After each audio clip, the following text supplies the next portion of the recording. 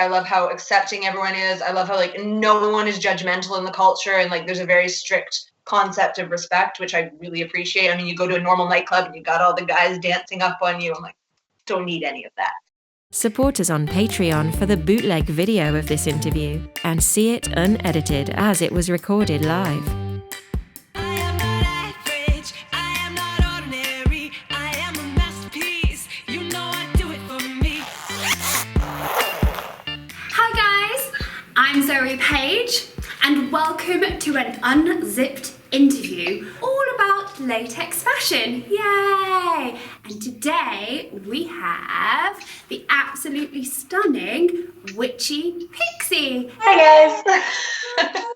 It's so nice to see you. You too. Glad to be here. Yay, how are you? I'm doing all right. Stressed about, I leave for a tour tomorrow of London, Munich, and Cologne, and they're both completely on lockdown right now, so that's a bit stressful. But other than that, I'm all right. Gosh, that sounds massively intense. Yeah, I've got like a few less shoots this time. I've only got about 3 per day, whereas my last trip I had 5 per day, which was too much. So it's a bit more relaxed, but with everything going on with COVID, not knowing if I might get kicked out of the country or banned from returning home or something, it's crazy stressful. Sounds very stressful, but hopefully we'll give you a nice little interview. Yes, from the comfort of my own home. Exactly, it's even better, isn't it? Would you like to tell us a little bit about yourself? I have many facets to myself. I am an onion from Shrek. I do a lot of different things. I mean, obviously, I do latex modeling. Prior to starting in latex modeling, I did fashion modeling, and I do still do a bit of that as well. But then I also both study and work in archaeology. I like cosplay. I used to play Quidditch. I play League of Legends a lot. I do a lot of different things. That's really good. That means you can have like multiple different conversations going on. So it's not just about one thing. So it's great when you're sat at a table and you're just like, what shall we talk about? You can randomly pick a subject and just go. Exactly. It's great. It gives me lots to talk about. Yes. So I'll be like, make sure I'm sat next to her because she's interesting. So your love of latex, you know, how did that start for you? Did you do mainstream fashion first, then transition into fetish the world? Yeah, absolutely. So I've basically been involved in the fetish community from well before I actually started modeling in it. I think I went to my first fetish nightclub at Sin City in Vancouver, I think as soon as I was legal. I think the first one after I was legal, I was like, I'm there. So that would have been, 8 years ago. Doesn't feel that long. 8 years ago, I went to my first fetish nightclub, and like I loved it because of the people there. Like I love how accepting everyone is. I love how like no one is judgmental in the culture, and like there's a very strict concept of respect, which I really appreciate. I mean, you go to a normal nightclub and you got all the guys dancing up on you. I'm like, don't need any of that. So I went to it more for that rather than say for like a personal fetish in latex or something. I went for it for the people that are there. And at the time I was still doing fashion modeling, and I was kind of getting a little bit put under too much pressure to lose weight, you know, all the stereotypes of the fashion industry. I was like, you know what? I don't think that's for me anymore. I'll keep it kind of as a hobby, but I don't want to do it full time because the pressure of the agencies is too much. What's a way that I can kind of keep modeling, but without the pressure on my body image? I'm like, you know what? I'm already super involved in the fetish industry. I could try that. Like I've never really, at that time, I'd never even worn latex. I'd wear like lingerie and harnesses and things to events. But I'm like, maybe I could like try and work my style of fashion-y poses into the latex industry, and it could be something new and different. And it's worked out okay. It does work out. I find that the transition is relatively easy, and it's more about you rather than your body. It becomes which is nice. It's so nice because people are more interested in you and finding things out about you that we didn't necessarily know before. It's like I know a lot of dancers who have transitioned over into like the fetish world, and they bring, you know, this dance background and experience that you're just like, whoa, I can't do that. That's insane. Yeah, and it's cool. It opens up to like new concepts of posing and things. But it just goes to show how open the community is, and it just goes to show it's you know, open to everyone. You don't necessarily need to be a fetish person. Absolutely, yeah. Be aware of the rules and consent and everything else, and then you'll find out Yeah. that men are more respectful as well. Hurrah! I love your outfit. I love what you're wearing today. Thank you.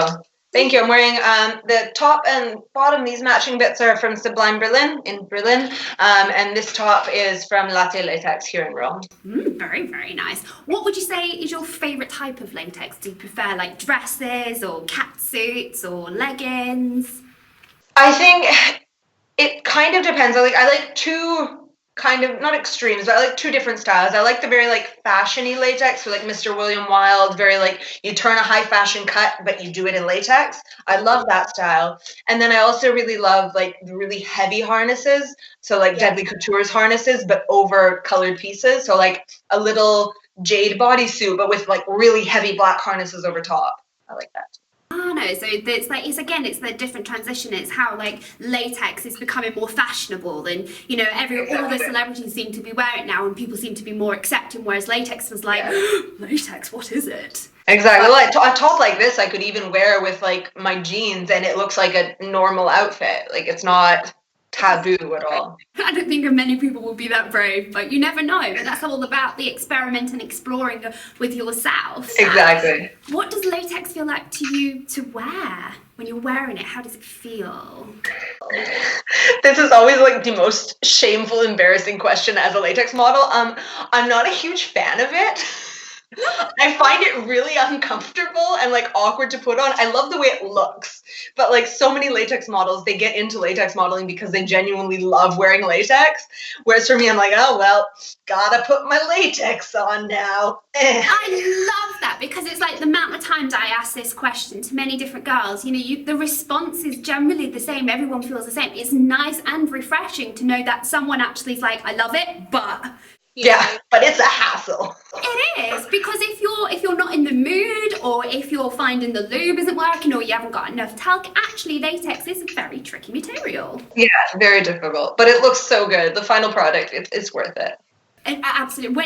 It's the transformation that latex gives to you. It's just you completely change as a whole person, and that's what I love more than anything else. Yeah, my partner has recently got into the habit of kind of making fun of me along those lines, because me in my daily life, like already as Pixie, I don't wear too much makeup, but my daily life, I'm like a bedhead, no makeup tracksuit, and I'll like show him a new picture that's coming. I'm like, oh honey, look, who's this? Hoping he'll be like, oh, it's my girlfriend, yay. And he's like, I don't know her.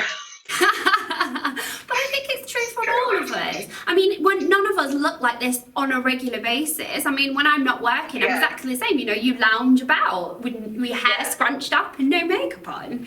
So exactly. When we get to be like glamorous, we throw ourselves into it 100%. Which is part of what I love about it. Like it becomes like, it's still me, but it's like almost like having two different personalities. I love it. It's great. It's amazing. Do you have any favourite designers?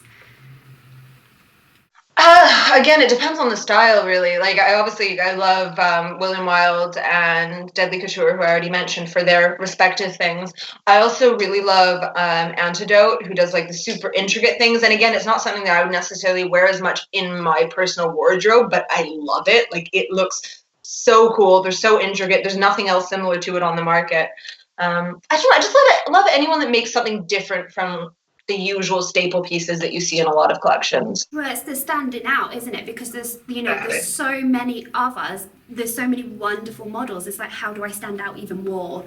You know, and it's just doing a bit of research and going, I like that, and I can put these together, and I've got a brand new outfit. Exactly. Yeah. Do you have a favorite outfit in your wardrobe that you just like go to all the time? That's your favorite piece? Oh.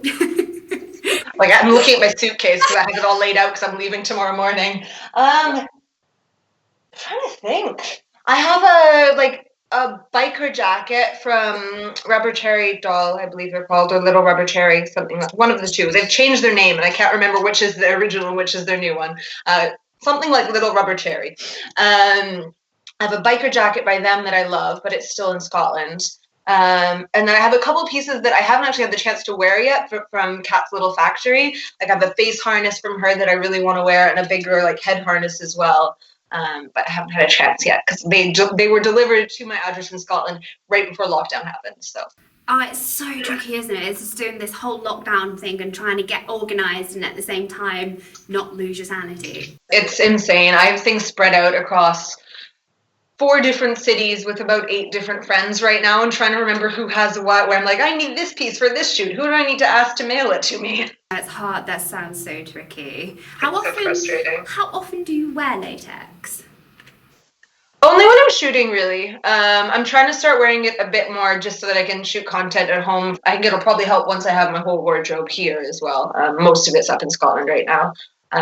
But yeah, only really for shoots and then if I'm doing home shoots as well. Yeah, I think we're pretty much all the same. It's just like, when do you have the time in your actual life to slip into latex? No one just slips into it. Yeah, even like this top is simple, but even putting this on, like luckily my friend was here and they helped me get into it and it was getting caught on here and caught on here. And it's just hard, unless it's a bikini, which is, easy to put on and take off. But anything else, you need like a team to get into it. And I'm always terrified if I have nails done. No, I find when I have to review items for certain brands and they give me something that's so complicated, you're just like, I need help with this, but there's no one around. Oh my god, it's fascinating. But how we figure things out and how we do it, because we have no choice, it's just like my brain has expanded. Oh my god. Yeah, exactly. Do you wear latex in public? I know you said you wear it in clubs and stuff, but have you ever worn it in a normal situation, say like to a Sunday roast or something? I think it depends what city I'm in. When for example, 2 years ago when I was in Berlin for German Fetish Week, I would just wear my outfit for the night out and about because in Berlin, no one really cares. Yeah. Like I've seen people walking like shoeless along the streets of Berlin. Like who's gonna look if you're wearing latex? They really just don't mind.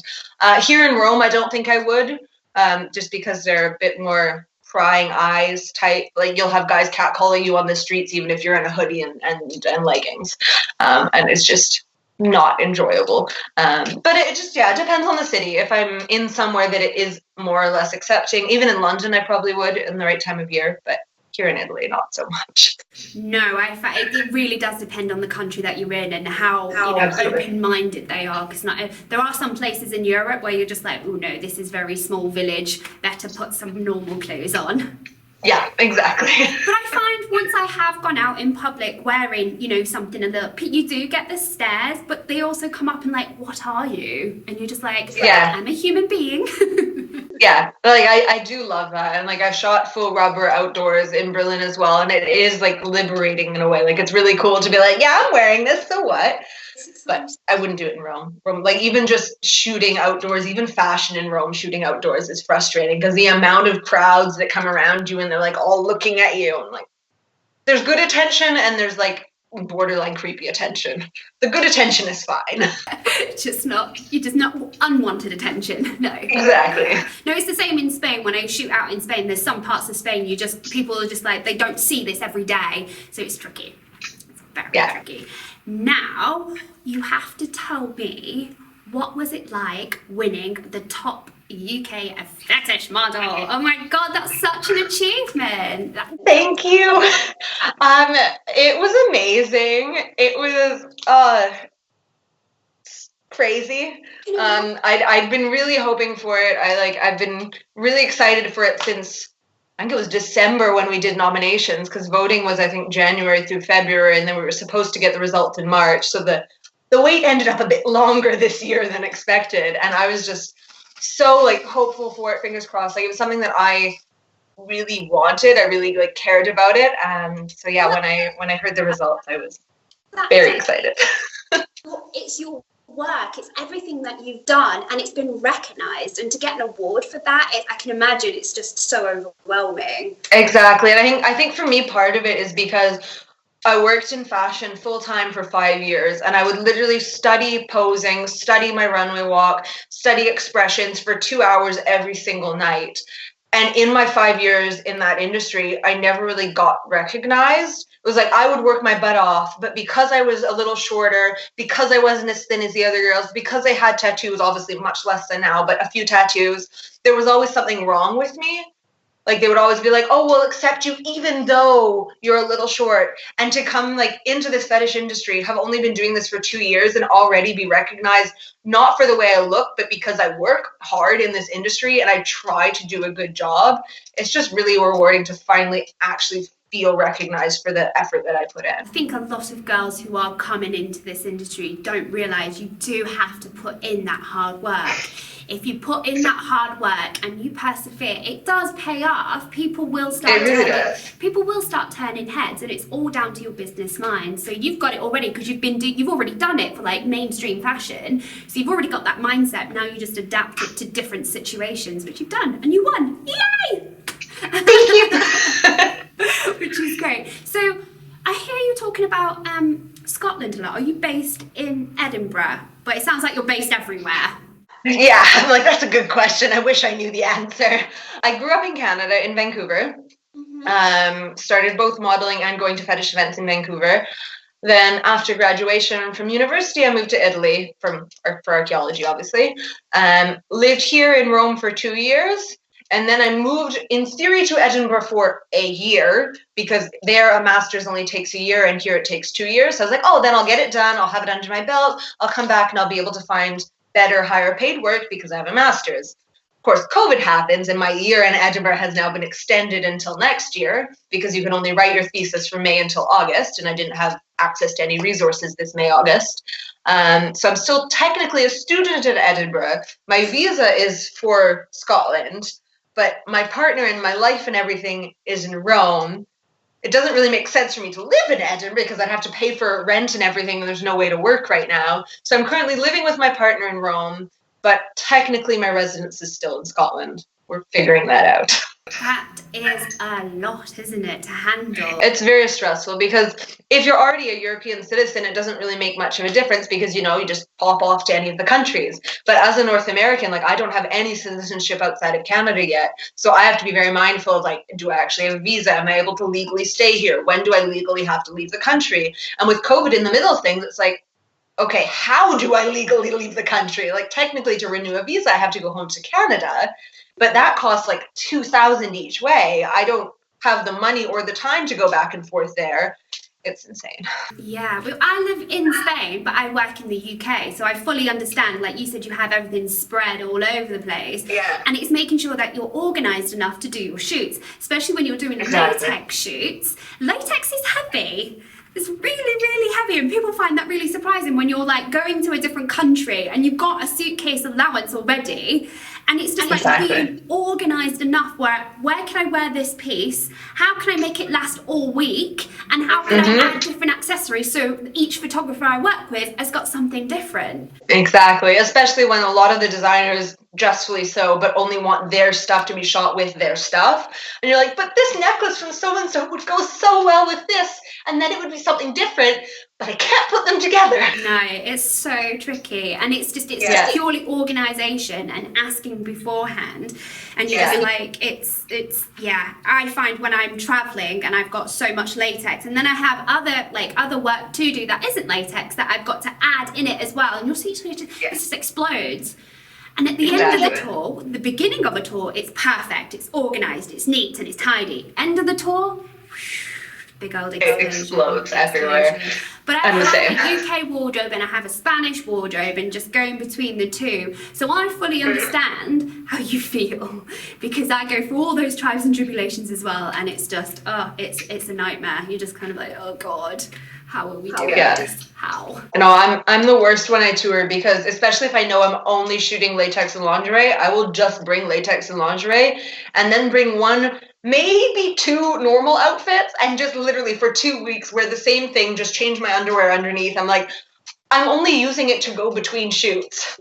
I don't need to wear anything else. But then the problem is, now that Instagram stories are so popular, it's my fans might notice that I'm wearing the same outfit for 2 weeks in a row. I think, I end up doing this game where you've got a jumper dress, which is warm at the same time, but it's loose enough to not leave any marks. And you're just kind of but it's the only outfit you've got because everything else takes up so much. You're just oh my God. So I end up explaining. I'm on tour, I only have one dress. Yeah. That'll be me starting tomorrow. Be prepared to see a lot of my Rolling Stones and what's my other shirt? Can't remember what my other shirt is. Something to do. What is it? Battle Circus. Yeah, simple, easy, and light as well. It has to be light, because if you're packing heavy with everything else, Exactly. clothes don't even come into it anymore. Normal clothes don't even come into it when you're a latex model. It just doesn't. No, I don't normal clothes when I go on tour at all. You can't. You just really can't. It's just not practical. Do you have like a favourite memory wearing latex or funny moments wearing latex? I mean, most embarrassing moment wearing latex was when I was finally shooting with Kylie Marilyn. Was so excited. Like, this is like one of my idols. I finally get to work with you. Try to put the leggings on and my thumb just goes straight through. Oh no. And they were their latex, like personal latex. I'm like, sorry. And this was 2 years ago, before like I was known at all in the scene or anything too. So I'm like this little nobody getting to shoot with this basically celebrity, and I immediately rip a hole in their latex. What did you do? Was you just like, oops, really sorry, or is it just? Yeah, I mean, I apologized profusely, and they ended up putting me in like another. Oh no, I put a hole in the cat suit, so we put leggings over the cat suit. Oh, But I was very embarrassed. It is quite embarrassing, yeah. It's not fun at all, Yeah. is it? But it happens. It happens. It does. And luckily it hasn't happened to me yet with stuff that I've borrowed from a designer, which is like my greatest fear. Like, I am terrified for the day I have to be like, hey, so you know that €300 cat suit you lent me? I can't really afford it, but I mean, there's a hole in it. Hopefully it will never come to that. Or if I ever do put a hole in something, hopefully it'll be like a small accessory or something I can actually afford to pay them for. Or if you do, you could probably just go and get it fixed. It might be a little bit cheaper as well. Yeah, I was actually meeting with the designer of this top 2 days ago, and she said, oh, when you come back from your tour, I'll teach you like at least how to repair things. Like, perfect. So you could I need get that. another skill to add to your very many Yes. skills. Yes, you My can be like, repertoire. yes, I'm amazing and I can do all of this and I can also fix it as well. Hurrah! Yeah. Yeah, no, I really should learn. Even just for like with my own pieces, if I'm on tour, because I'm obviously a lot less careful with my own stuff, just be able to touch it up on the run. What kind of advice would you give to someone who's wearing latex for the first time? If you're wearing it for your personal enjoyment, just be careful with it because it rips very easily. Use a ton of lube because it is not easy to get into. You will sweat a lot, so be ready for that. But yeah, just, I don't know, feel yourself up. It feels cool. Yeah, you literally do. I find when I'm wearing latex, I just stand there going, oh, hello. I pet myself. I pet myself constantly. I can't see me on camera, but like this whole conversation, you can't really see me on the camera, but I've been petting my tummy like nonstop. That's just, it's nice. My favourite one is where you get the fake boobs that go inside a catsuit and you end up just feeling your breasts all day. You're just like, oh my god. You just walk around, or even just because they're heavy, so you're literally like supporting them as you walk. You're like, okay, here we go. Is that what actual fake boobs really are? Are they actually that heavy? Oh my god, it's crazy. I mean, I've had a reduction, and I definitely do feel a weight difference from what they were before. Like, I literally in high school, I was one of those people who would prop them on the table while I wrote. I love that. That's so much fun. So I'm much happier like this, but yeah, they do weigh a lot, even real ones. I bet. Yeah, I can imagine. I've always had small boobs, so it's just like, ah. So when I get big fake ones, I'm like, yes. But you can get the blow-up ones as well, so they're not as heavy. Yeah, they're much easier. But then I'm worried about popping them. I'm just constantly worried. If I'm in latex, I'm worried.